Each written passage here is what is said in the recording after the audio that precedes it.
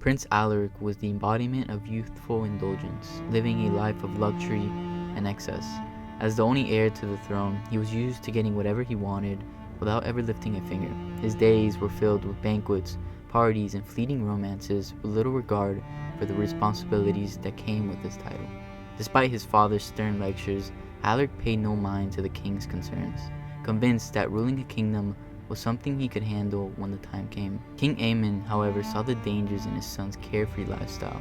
He knew that Alaric was unprepared to inherit the throne, lacking the discipline, wisdom, and empathy needed to rule justly. Desperate to change his son's ways, the king made a difficult decision. One morning, after another night of revelry, Alaric was summoned to the throne room. The king's tone was grave as he addressed his son. "Alaric, you are my only heir, and yet you are not ready to be king. Your life has been one of indulgence, but a ruler must understand sacrifice, hard work, and the needs of his people. I am sending you to the monastery of Ardent Peak. There, you will learn the virtues necessary to rule." Alaric protested vehemently, arguing that he didn't need to go to such lengths to prove himself. But the king's decision was final, and within days Alaric found himself journeying to the remote mountains. The journey was long and arduous, a stark contrast to the comfort of the palace.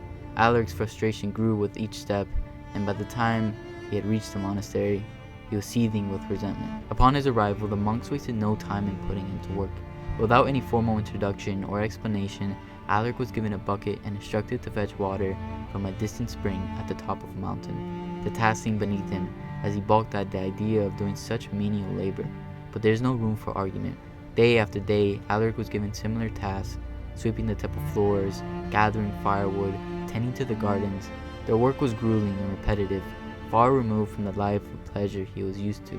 He struggled to understand the purpose of it all, convinced that he was being punished rather than taught. But unbeknownst to him, these tasks were the beginning of a transformation that would shape him into the king he was destined to become. As the weeks turned into months, Alaric's resentment toward his new life began to wane. The physical labor, once seen as punishment, became a routine that he could depend on. Slowly, he started to see the value in the task he was given. Carrying water from the mountaintop, once a tiresome chore, became a meditative exercise, allowing him to reflect on his life and the choices he had made.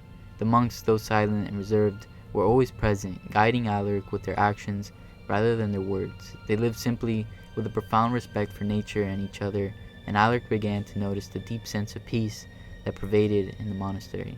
It was a stark contrast to the chaos and excess of his previous life, and though he missed the comforts of the palace, he couldn't deny the tranquility he found in this place. One day, while hauling a heavy load of firewood, Alaric overheard two monks conversing. One of them spoke of a wise king who had once lived among them, learning the ways of the monastery before returning to his kingdom to rule with fairness and compassion. The story intrigued Alaric, and for the first time, he wondered if his father's decision to send him there was out of love rather than punishment. As time passed, Alaric's tasks grew more varied and complex. He was taught to meditate, to still his mind and focus on the present moment. At first, he struggled, his thoughts constantly drifting back to the life he had left behind. But gradually, he had learned to quiet his mind, finding clarity and insight in the silence.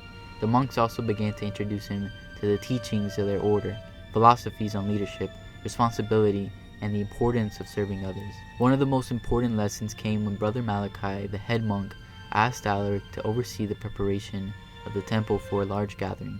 Alaric, now more accustomed to hard work, took on the task with determination. He coordinated the efforts with the other monks, ensuring that every detail was attended to. When the day arrived, the event went off without a hitch, and for the first time, Alaric felt a sense of pride in something other than his own pleasures. After the gathering, Brother Malachi approached Alaric. "You did well today," he said, "but remember, a leader is not measured by how well he commands, but by how well he serves. You are beginning to understand this." Alaric nodded, the monk's words resonating deeply. He was beginning to see that leadership was not about power or control, but about responsibility and the care for others. The prince, who had once shirked his duties, was slowly becoming a man capable of carrying the weight of the crown. As the seasons changed, so did Alaric. The once lustful prince, who had cared only for his own pleasure, was gradually transforming into a man of wisdom and integrity. The lessons he learned at the monastery were not just about hard work and responsibility, but about the importance of humility, compassion, and self-reflection. One winter morning, as Alaric sat in meditation, he was struck by a profound realization. He had always viewed his position as prince as a privilege, a right that allowed him to live as he pleased. But now he understood that it was also a duty to his people, to his kingdom, and to the legacy of his family. The understanding filled him with a sense of purpose he had never felt before. The monks continued to challenge Alaric, pushing him to grow in ways he had never imagined. They taught him the value of patience, of listening before speaking, and of considering the needs of others before his own. Alaric found these lessons difficult at first, but as he practiced them, he began to see the impact they had on his relationships with others. He was no longer the arrogant, self-centered prince he had once been. He was becoming someone worthy of respect and trust. One day, Brother Malachi gave Alaric a particularly difficult task. He was to climb to the highest peak of the mountain and retrieve a rare herb that grew only in the harshest conditions.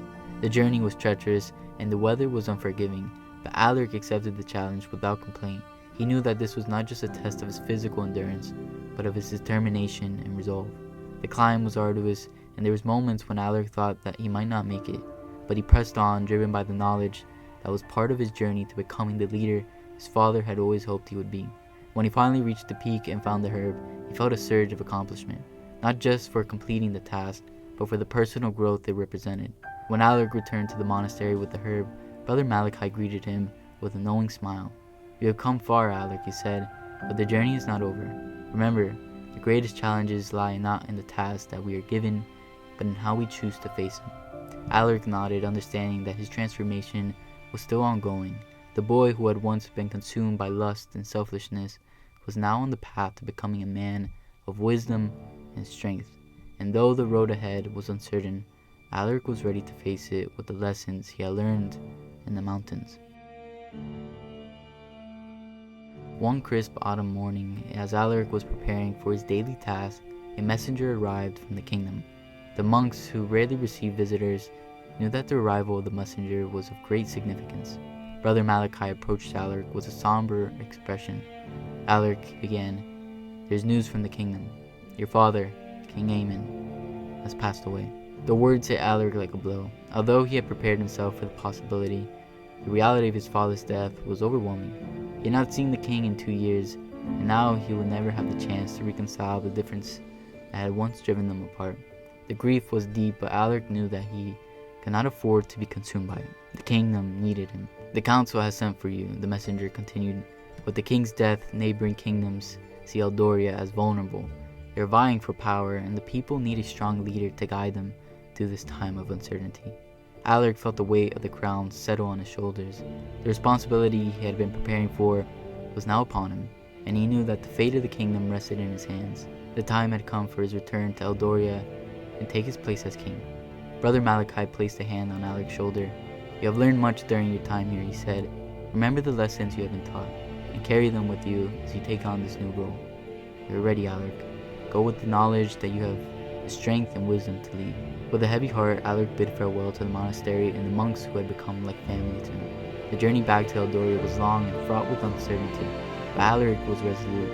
He knew that the kingdom needed a leader who could bring stability and peace, and he was determined to be that leader. When Alaric finally arrived at the palace, he was met with a mixture of anticipation and skepticism. The court had expected the return of a carefree prince, but instead they saw a man transformed. Alaric's presence commanded respect, and the wisdom he had gained from the monks was evident in every word and action. The neighboring kingdoms sought to test Eldoria's strength, but Alaric was not the inexperienced prince they had once known. He convinced the council of the kingdom's most trusted advisors and set about devising a plan to secure Eldoria's future. The lessons he had learned at the monastery guided him as he navigated the complex political landscape, and his newfound sense of responsibility ensured that every decision he made was in the best interest of his people. The day of reckoning arrived as the neighboring kingdoms gathered for a summit called by Alaric. They came expecting to see a weak and unprepared king, but what they found was a leader who had been shaped by hardship and tempered by wisdom. The transformation was undeniable, and the air was thick with anticipation as Alaric took his place at the head of the council. The rival kings, once eager to exploit Eldoria's perceived weakness, quickly realized that the man before them was not the same carefree prince they had heard rumors of. Alaric's gaze was steady, his demeanor calm and composed. He spoke with authority and conviction, outlining his vision for a united and peaceful Rome. His words were not those of a man seeking power for its own sake, but of a king who understood the importance of stability and justice. The negotiations were intense, but Alaric remained unwavering. He drew upon the lessons he had learned from the monks: patience, humility, and the importance of listening. He knew that true leadership was not about forcing others into submission, but about finding common ground and building alliances. The rival kings, initially skeptical, began to see the wisdom in Alaric's approach. By the end of the summit, Alaric had not only secured peace for Eldoria, but had also forged new alliances that would strengthen the kingdom for years to come. The rival kings who had once sought to challenge him left with a newfound respect for the young monarch. Alaric had proven himself not just as a ruler, but as a man of honor and integrity. As the dust settled, Alaric returned to the palace, where the people of Eldoria awaited their king. The city was abuzz with excitement, and as Alaric emerged into the balcony to address the crowd, the wave of cheers erupted. The people had feared what might become of their kingdom after the death of King Aemon, but now they saw hope in the man who stood before them. Alaric's heart swelled with pride and gratitude as he looked out over his kingdom. He had come a long way from the reckless prince who had once shirked at his responsibilities. The journey had been arduous, but it had shaped him into the leader his father had always known he could be. In his speech to his people, Alaric spoke of the lessons he had learned, but the importance of humility, responsibility, and compassion. He vowed to rule with fairness and wisdom, always putting the needs of his people above his own desires. The crowd erupted in applause, and in that moment, Alaric knew that he had truly become the king his father had always envisioned.